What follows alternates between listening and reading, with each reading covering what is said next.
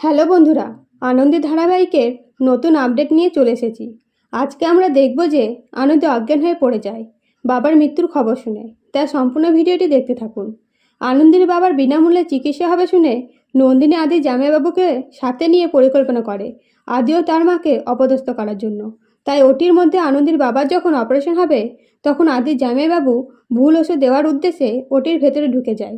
কিন্তু যেই মুহূর্তে ওষুধ চেঞ্জ করতে যাবে হঠাৎ করে আদি বলে বসে, সুপায়ন ওটিতে কি করছো? কিছু যদি শেখার হয় ট্রেনিং হবে তখন শিখে নেবে, এখন এখান থেকে চলে যাও। এরপরে সুপায়ন নন্দিনীকে বলে, ম্যাডাম আমাকে আর একটু হলে আদি ধরে ফেলতো। এই কথা শুনে নন্দিনী বলে, তুমি তার মানে কাজটা করতে পারোনি। তখন সুপায়ন বলে, করেছি। শালাবাবু আমার সাথে যখন কথা বলছিল তখন আমি কায়দা করে ওষুধ চেঞ্জ করে ফেলেছি। অন্যদিকে আনন্দী ভয়ে অস্থির হয়ে পড়লে আদির মায়ের রুমে যেয়ে উপস্থিত হয়। তখন আদির মা আনন্দীকে সান্ত্বনা দেয়, এমনকি খাবার পর্যন্ত নিজের হাতে খাইয়ে দিতে যায়। কিন্তু আনন্দী খায় না, বরং বলে, আমার বাবার অপারেশন না হওয়া পর্যন্ত শান্তি নেই। বাবার অপারেশনের পরে আমার সাথে কথা বলবে, তবে এই ভয়টা কাটবে।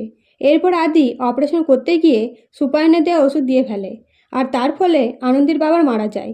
তাই বাইরে এসে আদি আনন্দীকে বলে, তোমার বাবা আর নেই, মারা গেছে। এই কথা শুনে আনন্দী অজ্ঞান হয়ে পড়ে যায়। তো বন্ধুরা, নতুন আপডেট পেতে অবশ্যই সাবস্ক্রাইব করুন। ধন্যবাদ।